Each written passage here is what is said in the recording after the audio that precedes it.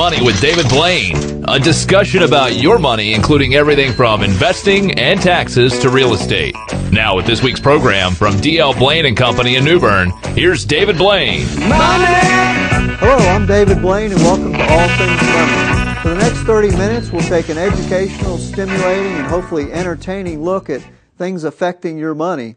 We'll give you some information and actionable ideas that will hopefully enable you to grow your wealth or maintain the wealth that you've already created.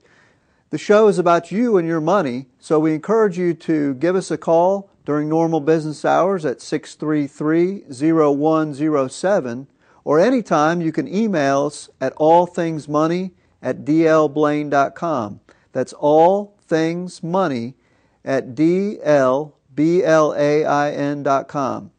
And we'll try to address your topic or question on a future show. If we get a lot of the same questions, we may even turn it into an entire segment. And we do get a lot of our ideas from our listeners and viewers out there, so we encourage you to feel free to send us an email. Tonight we're going to start off with a quick follow-up from a show 2 weeks ago about the unemployment rate. The unemployment rate in January tumbled from 10% to 9.7%. It was the biggest drop in unemployment since April of 1998. The leading economists were actually looking for an uptick to about 10.1%, and so this was the biggest overestimation of the rate in 8 years. And so what I want to do tonight is talk about this a little bit and see how and if it even affects your investment making process, how it affects the economy, or if it does. And the interesting thing about this is we're going to dissect some of the numbers. You've probably heard that statisticians or economists, they can turn the numbers into whatever they want, and I'm afraid that this might be one of those situations. If we look at how the unemployment number is computed, one of the main inputs when they look at the percentage unemployed, obviously, is the denominator of that equation, which is the population. And every January, the population estimates are updated in this data by the Bureau of Labor and Statistics. So they update the data.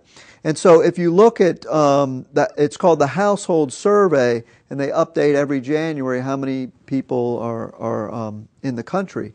And so we see that the people that were unemployed rose by about 0.6%, which is a 2 standard deviation event over the past 20 years. And I'm going to get a little bit into that, what that means, but this was a huge anomaly that happened. And so whenever something happens like this, although 10% to 9.7 does not seem like a big drop, in the unemployment statistics, it's a huge drop for 1 month, especially when most people were expecting the opposite. And so we're going to look at some of that. Over the past 40 years, employment has increased an average of 0.21% in January compared to 0.11% in the other 11 months out of the year. When you look at this, once again, it doesn't seem like a big difference, but in the statistical world, that's a huge difference. When every January statistically is about twice as big as the rest of the years. And so when that something like happens, we run some statistical tests, and what we find is that the mean of the two populations, meaning the average drop in January and the average drop of the other 11 months out of the year, that it fails at the 95% confidence level. What that means is that if you're a statistician, you cannot be 95% confident that the population numbers in January come from the same data set as the rest of the year.